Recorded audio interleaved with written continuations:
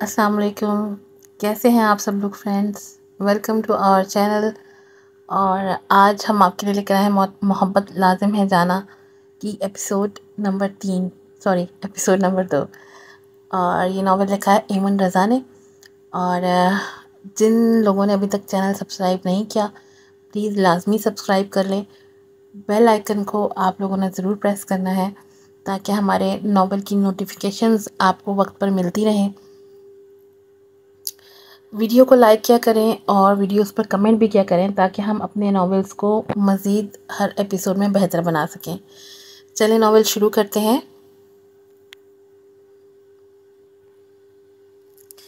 یہ کیا بدتمیزی ہے؟ How dare you! اس خوبرو لڑکی نے کڑے تیوروں سے پوچھا. بچے اس کے روب و دبدبے سے ہی سمجھ گئے تھے کہ وہ ایک ٹیچر ہے، اس لیے سب سر جھکا کر ایک قطار میں کھڑے ہو گئے. کیا آپ سب یہاں یہ سب سیکھنے آتے ہیں اسکول؟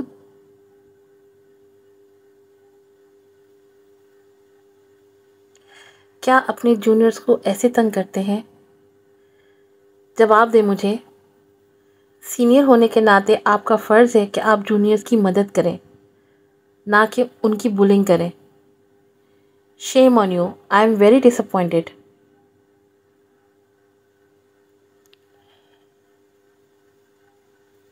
بچوں کی بولتی تو اس کے اسٹرکٹ انداز پر بند ہی ہو گئی تھی. سے سوری ٹو ہیم. سب بچوں نے شرمندہ ہوتے ہوئے ایان کو سوری کہا جو ہچکیوں سے رو رہا تھا. چلیں آپ جائیں، آئندہ میں آپ کو ایان کو تنگ کرتا نہ دیکھوں، بلکہ اگر کوئی ایان کو تنگ کرے تو آپ اس کی مدد کریں گے، نہ کہ اس کا مذاق اڑائیں گے. انڈرسٹینڈ؟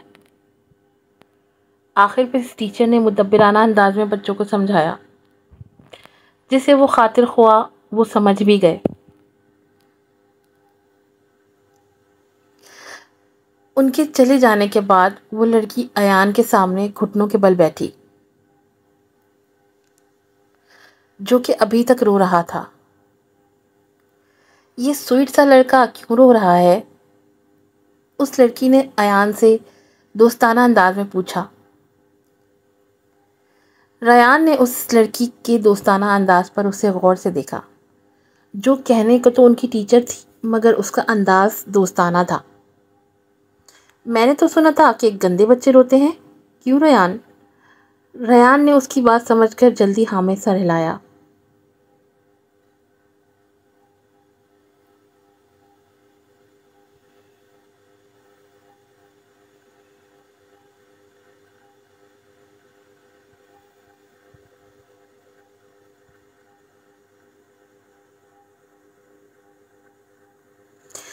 اس کیوٹ سے بچے کا نام کیا ہے؟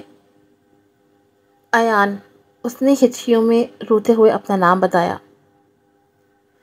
تو ایان، آپ کیا گندے بچے ہو جو رو رہے ہو؟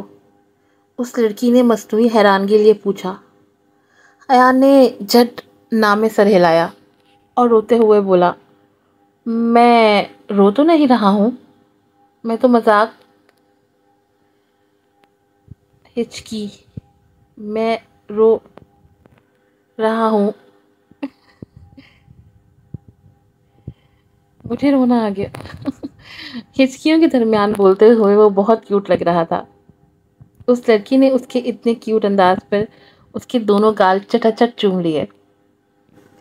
اس کے اس عمل پر ایان بلش کر گیا، جبکہ ریان منہ کھولے اسے دیکھنے لگا. میں تو اس کیوٹ سے بوائے سے دوستی کرنے آئی تھی، کیونکہ میرا یہاں کوئی بھی دوست نہیں. کیا آپ دونوں میرے فرینڈ بنو گے؟ اس لڑکی نے اپنے لہجے کو اداس بنا کر منہ لٹکاتے ہوئے کہا، جس پر دونوں نے جھٹ سر ہاں میں ہلایا. رپنزل. ایان نے اس کے لمبے بالوں کو دیکھتے ہوئے اسے نئے لقب سے نوازا تھا اور لڑکی اس کے فدا فدا انداز پر کھلکھلا اٹھی.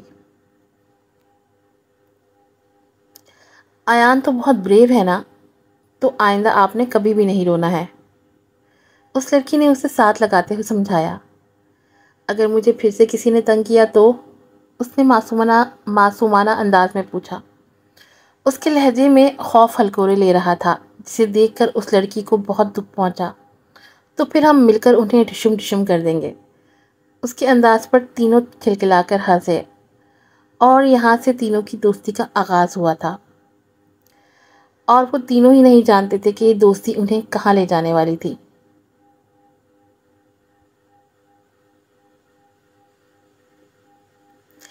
داؤد مینشن کے باہر ایک ہونڈا سیوک آ کر رکی، جس میں سے 30 سالہ نوجوان آنکھوں پہ گلاسز لگائے نکلا اور مضبوط قدم رکھتے ہوئے مینشن کے اندرونی جانب بڑھا۔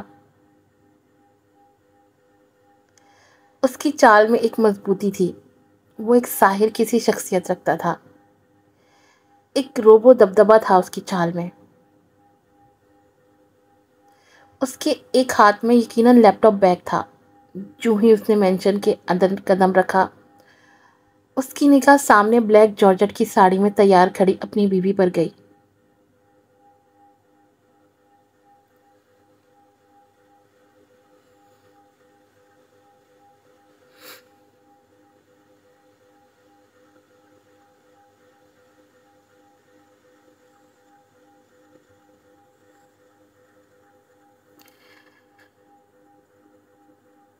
وہ بے انتہا حسین اور مغربی نقوش کی حامل تقریباً 28 سالہ لڑکی تھی۔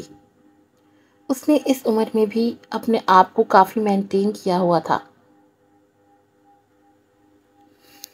گہری کالی آنکھیں، ستواں ناک، سرخ و سفید رنگت اور ان پر جچتے مناسب ہونٹ۔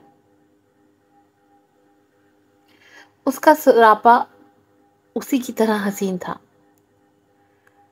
ویلکم میری جان، اس نے بناوٹی لہجے میں کہا۔ کافی عرصہ اس کے ساتھ گزار کے اب تو اسے اپنی بیوی کے بناوٹی لہجے کی عادت ہو گئی تھی۔ گڈ آفٹرنون، بچے آ گئے اسکول سے؟ داؤد نے اپنے بچوں کے بارے میں پوچھا۔ وہ تو کب کے آ گئے، کھانا کھا کر آرام کر رہے ہیں۔ تمہارا دن کیسا گزرا؟ بس گزر گیا، تم سناؤ، کہیں جانے کی تیاری ہے؟ اس نے اپنی بیوی کی نک سک سے کی ہوئی تیاری کو گہری نظروں سے جانچتے کہا۔ ہاں، ایک ضروری کام سے جا رہی ہوں۔ اب یہ نہ پوچھنا کہ کہاں جا رہی ہو، مجھے روک ٹوک پسند نہیں، یہ تمہیں اچھی طرح پتا ہے۔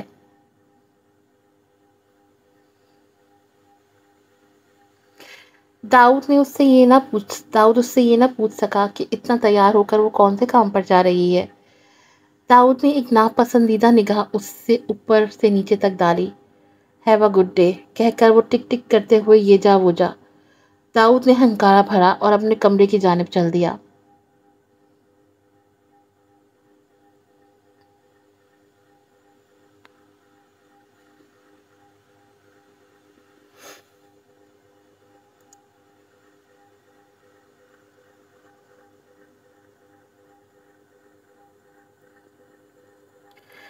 وہ تھکی ہاری دوپہر کو 4 بجے گھر لوٹی تھی۔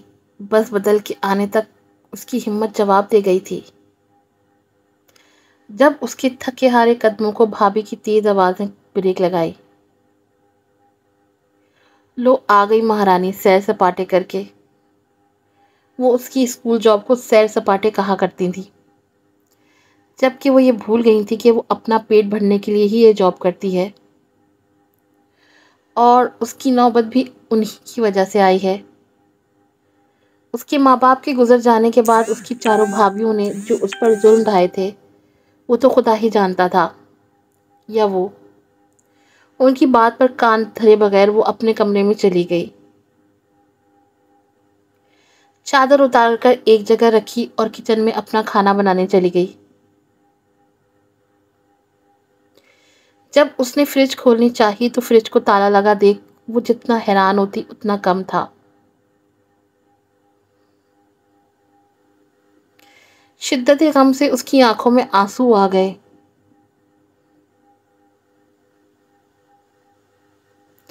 بھابھی اس کے پیچھے ہی چلی آئیں۔ بھابھی یہ کیا طریقہ ہے؟ کیا ہم نے کیا کیا؟ تمہارے بھائی اتنی مشکل سے کما کر لاتے ہیں اور وہ ہم تم پر لگا دیں؟ واہ بھائی واہ، بھابھی ہاتھ نچا نچا کر بولی۔ باقی بھابیاں شور سن کر آ گئی تھیں اور انہوں نے بھی بڑی بھابھی کی ہاں میں ہاں ملائی۔ وہ جلدی میں اپنا کھانا لے کے آنا بھول گئی تھی اور آج پھر سے اس کی رات فاقے میں کٹنی تھی۔ بھابھی، آپ نے پہلے مجھ سے میرے بھائیوں کو دور کیا، میں نے آپ سے کچھ نہیں کہا۔ آپ میرے خلاف بھائیوں کے کان بٹتی رہیں، میں پھر بھی چپ رہتی ہوں۔ نہ آپ مجھے اپنے بچوں کو پیار کرنے دیتی ہیں۔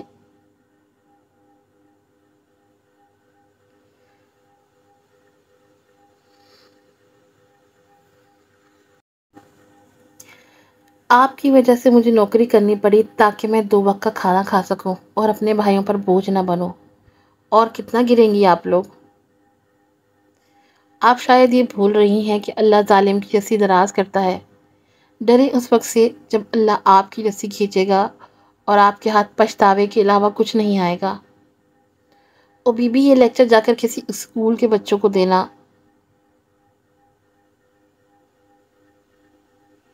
2 ڈگریاں کیا لے لیں، سر چڑھ کر بول رہی ہے۔ بھابیاں اس کی بات کو کسی خاطر میں نہ لائیں، اسے دھکے دے کر کچن سے نکال دیا۔ اس نے ایک کرب بھری نظر آسمان کی طرف اٹھائی اور اللہ سے صبر مانگا، اور اللہ تو تمام دلوں کے حال جانتا ہے۔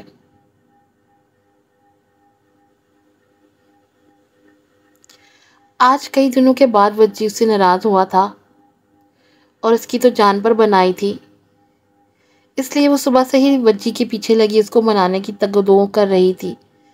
اس کی تو بھوک پیاس سب اڑ گئی تھی۔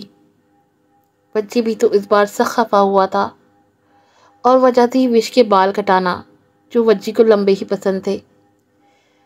لیکن ہماری تیکھی مرچ کے لمبے بالوں سے سخت الجھن ہوتی تھی جب ہی وہ عید سے ایک دن پہلے اپنے بالوں کو اسٹیپ کٹنگ اور بلو ڈرائی کروا کے آئی تھی، جبکہ وجی اس کی اس حرکت پر سخت نالاں تھا۔ جب ہی صبح سے مکمل بائیکاٹ تھا، اب تو وہ سب چھوڑ چھاڑ کر سو سو کرنے میں مصروف تھی اور رات کا کھانا بھی گول کر گئی تھی۔ تب جا کر وجی کو اپنی سویٹ سی منکوہا پر ترس آیا تھا جو صبح سے بھوکی تھی۔ جی ہاں، منکوہا، کیونکہ وہاں صاحب کا اپنی گڑیا کے بغیر گزارا جو نہیں تھا، سو گھر والوں نے انہیں رشتہ ازدواج میں باندھ دیا۔ تم نے کھانا کیوں نہیں کھایا؟ وہاج نے خفگی بھرے انداز میں سرزش کی۔ اس میں بھی میرا ہی قصور ہے، خود لاڈ صاحب صبح سے منہ پھلائے گھوم رہے ہیں اور کہتے ہیں کیا ہوا؟ وش نے سو سو کرتے اس کی نقل اتار کے دکھائی، جس پر وہاج کو ہنسی تو بہت آئی مگر پر کنٹرول کر گیا۔ تمہیں جب پتا ہے کہ مجھے تمہارے لمبے بال پسند ہیں تو تم نے کیوں کٹوائے؟ اس کا مطلب تو یہی ہے کہ تم میری بات کو اہمیت نہیں دیتی۔ نہیں، خدا کے لیے وجی ایسا مت کہو، میں تو خود سے زیادہ تمہاری بات کو اہمیت دیتی ہوں۔ پھر تمہیں ایسا کیوں لگا؟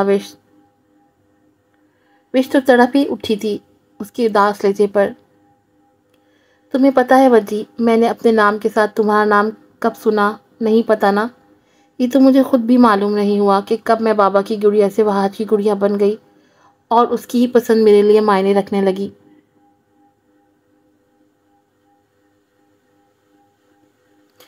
دیکھو مجھے، کیا تمہیں مجھ میں کچھ میرا نظر آتا ہے؟ وہاج نے اس کو غور سے دیکھا۔ نہیں نا، اب تو میں روم روم تمہارے رنگ میں ہی رنگ چکی ہوں۔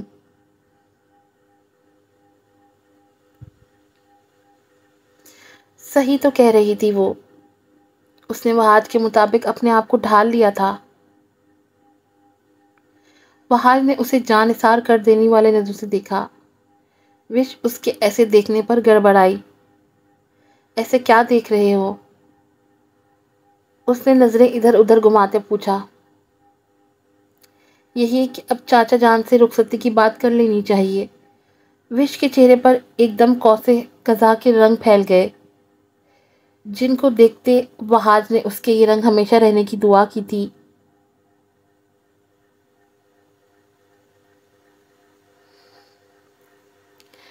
وش نے گلا کھنکارا۔ چلو چل کر کھانا کھاؤ وہاج، چلو چل کر کھانا کھاؤ، وہاج اسے لیے اٹھا۔ مطلب ناراضگی ختم؟ وش نے غزالی آنکھیں پٹپٹاتے پوچھا۔ ہاں ہاں ختم، تم تو میری مت ہی مار دیتی ہو، بہار نے اس کے آگے ہاتھ جوڑتے ہوئے کہا۔ ایک بات کہوں، وش نے بڑے پیار بھرے انداز میں اس کے کان میں سرگوشی کی۔ ہاں کہو، بہار تو اس کے پیار بھرے انداز پر قربان ہوا۔ اس نے جھک کر کہا،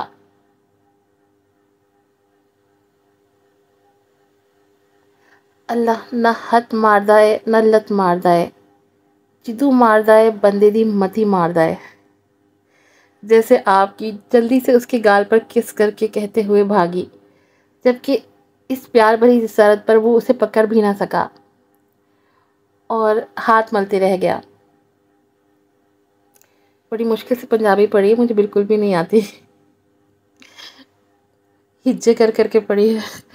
آج کی ایپیسوڈ یہیں ختم ہو جاتی ہے، اور آپ سب لوگوں نے ضرور چینل کو سبسکرائب کرنا ہے، ویڈیو کو لائک کرنا ہے، بیل آئیکن کو پریس کرنا ہے۔ یہ ساری باتیں میں آپ کو ہر ایپیسوڈ میں بتاتی ہوں کہ آپ لوگ عمل کر لیں اس کے اوپر۔